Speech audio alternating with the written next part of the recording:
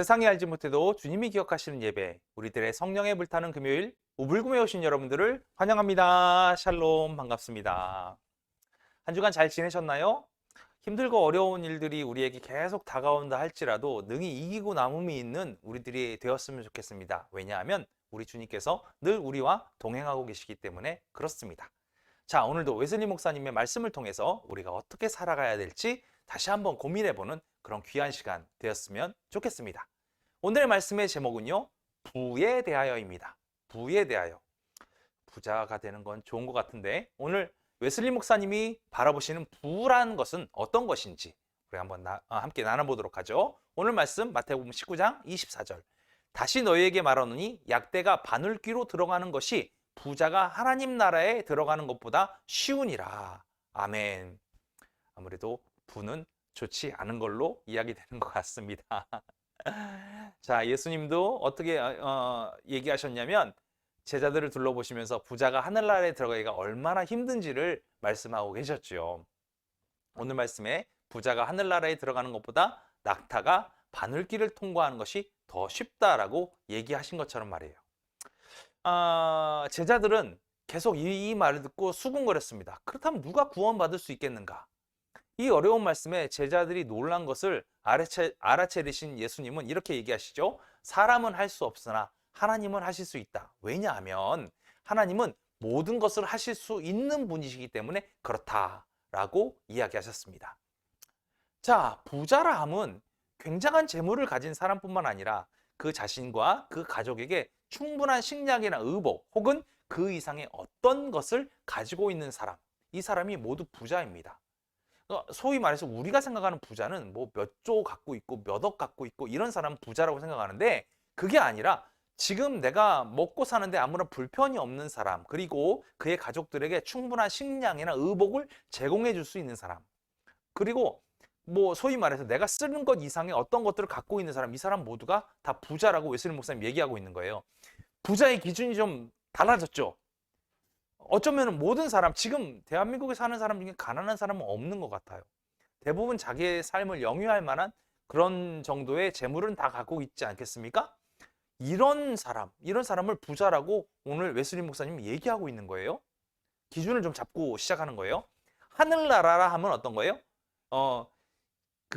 소위 말해서 영광의 나라가 아니라 땅에서 참된 종교라고 불리는 이것, 기독교, 이것이 바로 하나님의 나라라고 웨슬리 목사님이 얘기하고 있어요. 즉 무슨 얘기냐면 저 하늘에 있는 천국이 아니라 이 땅에서의 진정한 예수님을 믿고 있는 그 순간순간이 바로 하나님의 나라라고 얘기하고 있는 거예요. 자, 모든 것이 가능한 하나님의 힘에 의지하지 않고서는 부자가 그리스도인이 되는 것은, 즉 그리스도의 마음을 품고 그리스도처럼 사는 것은 웨슬리 목사님은 불가능하다라고 얘기하고 있어요. 재물은 사방에서 그를 에워싸고 있는 죄의 유혹뿐만 아니라 성결에도 방해가 된다라고 웨슬리 목사님은 확고부동하게 얘기하고 있어요. 재물이 그런 유혹에, 죄의 유혹에 빠지게 만들기도 하고 성결하게 사는데도 방해가 된다라고 얘기하고 있죠. 모든 종교의 뿌리는 믿음입니다. 믿음이 없이는 하나님을 기쁘게 할 수 없습니다. 여러분들이 믿음을 그리스도인이 생각하는 대로 용서하시는 하나님에 대한 신적인 확신이라고 받아들인다고 해도 이 믿음에 치명적이고 극복하기 힘든 걸림돌이 되는 것이 재물이다라고 웨슬리 목사님 얘기하고 있는 거예요. 그 정도일까요? 저는 이제 처음에 이 설교를 읽으면서 정말 그 정도일까? 라고 생각을 했어요. 자, 웨슬리 목사님 쭉 설명하고 있습니다. 하늘과 땅을 만드신 그 능력을 의지하지 않고는, 이렇게 하지 않고는 절대로 하나님 나라에 들어갈 수 없게 된다. 재물은 또한 그리스도께서 우리를 사랑하신 것 같이 이웃을 사랑하고 모든 인류를 사랑하는 일에 장애가 된다. 이렇게 얘기하고 있어요. 좀 충격이 됐습니다. 부자는 자신의 재산, 자신의 의견을 사랑합니다. 그럴 수 있을 것 같더라고요. 하나님의 사랑으로부터만 참된 겸손이 나옵니다. 그럴 수 있죠. 재물이 하나님의 사랑의 걸림돌이 된다고 하면 재물은 또한 겸손의 걸림돌이 되기도 합니다. 여기서 좀 깨달았어요. 하나님만 의지하는 것이 아니라 재물을 의지하고 있는 부분이 있다라는 거예요. 그거기 때문에 걸림돌이 될 수밖에 없다. 저는 여기에 동의할 수 있을 것 같습니다. 온유함은 겸손 없이는 존재할 수 없죠. 교만은 늘 다툼을 일으키기 때문에 그렇습니다. 재물이 마음의 겸손을 방해하게 된다면 그 결과 온유함도 방해할 수 있게 된다는 얘기예요. 온유함과 겸손함의 결합되는 그리스도인의 또 하나의 성품이 있죠. 그것은 다른 사람에게 양보하고 우리의 자신의 의지를 포기하는 거예요. 나의 십자가를 지는 게 바로 그런 일이죠. 이것을 야고보 사도는 뭐라고 얘기했냐면 위로부터 난 지혜이다 라고 표현하고 있어요. 이것은 뭐냐면 남의 말을 잘 듣는다 이런 뜻이죠. 그러나 이런 아름다운 성품은 부자에게서 발견하기 정말 힘듭니다. 왜요? 부자들이 가지고 있는 놀라운 특징이 뭡니까? 남들 위에 서 있다라는 거예요. 물론 모든 부자가 그렇지 않다라고는 저는 생각하고 싶습니다. 그러나 그렇지 않은 사람들이 너무 많다라는 거죠.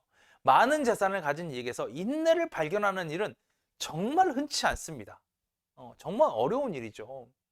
이런 것들이 부자를 에워싸고 있는 성결에 대한 장애물들로 그를 에워싸고 있다라는 거예요. 그래서 부자들이 모든 거룩하지 못한 기질에 대한 어떤 유혹을 받는지 우리가 좀 살펴볼 수 있어야 부자들은 이래서 어렵구나 라는 부분을 우리가 알 수 있게 되겠죠. 첫 번째, 무신론에 대한 유혹이 대단히 클 수밖에 없어요. 우주상에 그런 존재는 마치 없는 것처럼 하나님을 완전히 잊어버리게 만든다는 거예요. 그들의 삶 가운데는요, 하나님보다 다른 것을 즐기기 쉽게 됐다라는 거죠. 이것은 하나님을 무시하고 심지어 보이지 않는 모든 세계를 무시하는 아주 세속적인 오락에 빠져버리게 된다라는 거예요. 마찬가지 아닙니까? 주일날 되면 주일 성수하는 게 너무 어려워요. 수많은 오락거리들이 그의 마음을 즐겁게 하는 것들이 그가 할 수 있는 수많은 것들이 그의 재물이 그것을 많이 할 수 있게끔 만드는 그 오락거리들이 얼마나 많이 있어요. 그리고 또 부자는 얼마나 많은 방식의 끊임없는 유혹에 에워싸여 있습니까? 무신론에서 우상 숭배로 옮겨지는 것은 너무나 쉬운 일입니다. 그는 하나님을 절대 사랑하지 않습니다. 부자들이 예수 믿는다는 게 정말 어려운 이유가 이런 것 같아요. 또 부자들은 안목의 정욕으로부터 유혹에 에워싸여 있습니다. 재물은 부자에게서 모든 욕망에 탐닉할 수단을 제공해 준다고 얘기할 수 있습니다. 그렇지 않습니까? 어떤 것도 자신이 할 수 있다고 생각하는 거예요. 돈으로 다 할 수 있다고 생각하는 거죠. 따라서 이 땅에서의 유혹이 바로 부자들의 삶이 아닌가요? 이것은 당연하게 제기할 수 있는 의문이 될 수 있을 것 같아요. 또 모든 부자에게는 이생의 자랑에서 행복을 추구하고자 하는 유혹이 있으면 분명한 사실이에요. 돈만 있으면 할 수 있는 것들이 너무 많잖아요.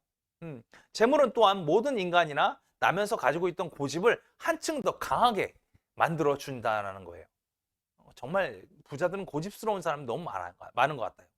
그의 가족들은 그의 의지에 의해서 지배되어 버리죠. 그의 다 발 밑에 두는 거예요. 그의 의지는 계속 강해져서 마침내 그는 하나님이나 인간 누구의 의지에도 복종할 수 없는 상태에 빠지게 된다는 거예요. 재물은 또한 하나님의 사랑과 반대되는 성품을 낳게 하는데, 그리고 그 성품을 낳은 걸 끝나는 게 아니라 이것이 늘 자라게 하는 경향이 있어요. 사랑에 어긋나지도 않은 일들에서 열등한 사람들을 경멸할 수 있어요. 혹은 자기를 반대하거나 또 그렇게 상상되는 사람들에게 분노할 수 있고, 원수를 갚는 것은 하나님의 몫임에도 불구하고 복수심을 갖고 어렵게 만들기도 하죠. 부자의 마음속에서 쉽게 일어나는 이런 것은 우리가 너무나 쉽게 우리 주변에서 바라볼 수 있다라는 거예요. 쉽게 얘기해서 어떤 일에 막 안달이 난다든지 성미가 까다로운 것도 노여움은 아니지만 노여움과 매우 관련이 깊다라고 웨슬리 목사님 얘기하고 있어요. 부자들이 가난한 사람보다 더 많은 노여움을 사죠. 부자들이 일반적으로 기질이 좋지 않고 악한 기질에 쉽게 넘어간다고 해도 전혀 이상할 것이 없습니다. 그것은 주님의 그 엄숙한 선포를 무시해버리기 때문에 그래요. 다 발밑에 있는데요. 무시할 수 있는 게 너무나 많다는 거죠. 우리 주님의 말씀을 지키지 않고서는 그의 제자는 절대 될 수 없습니다. 결국엔 어떻단 얘기예요? 그는 하나님 나라에 들어갈 수 없게 됩니다. 누가 의미로 감당하게 되는 자신의 십자가, 그 수고, 그 고통을 감당하려고 들까요? 자신의 모든 사람이 자신의 발밑에 있는데 부자는 그걸 감당하려고 하지 않는다라는 거예요.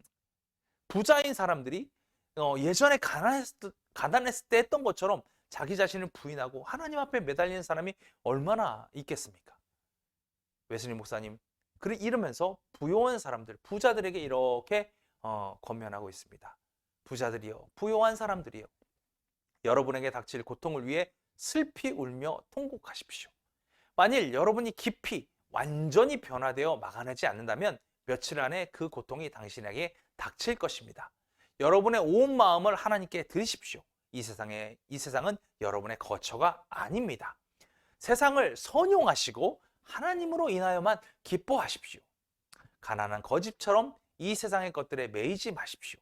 하나님의 선물을 받는 선한 청지기가 되십시오. 이렇게 권면하며 웨슬리 목사님 이 설교를 마치고 있습니다. 좀 많이 충격을 받은 설교 같습니다. 이 설교를 통해서 우리는 어떤 것을 느낄 수 있냐면 부가 나의 욕심이 될 수 있고 이 부 때문에 세상의 것들을 나의 발 아래 둘 수 있고 하나님이 원하시는 진정한 하나님으로 인한 기쁨 이것들에 대해서 멀어지는 안타까운 일들이 이 부를 통해서 일어날 수 있구나 이런 것을 한번 살펴볼 수 있게 됐습니다. 그렇다고 해서 오늘 마지막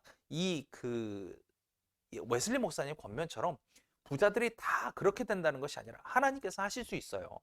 하나님께서는 그 나라에 들어가게 하실 수 있어요. 어떻게 되었을 때 여러분 손 위에 재물을 두시고 하나님만 기뻐하시는 그런 삶을 살게 되었을 때 이 세상 것들에게 매이지 않고 하나님의 그 공의로우심과 그 명령하심에 복종할 수 있는 사람이 되었을 때 그래서 하나님의 선물로 기뻐하는 선한 청지기가 되었을 때 이 부자들도 하나님 나라에 들어갈 수 있게 된다는 거예요.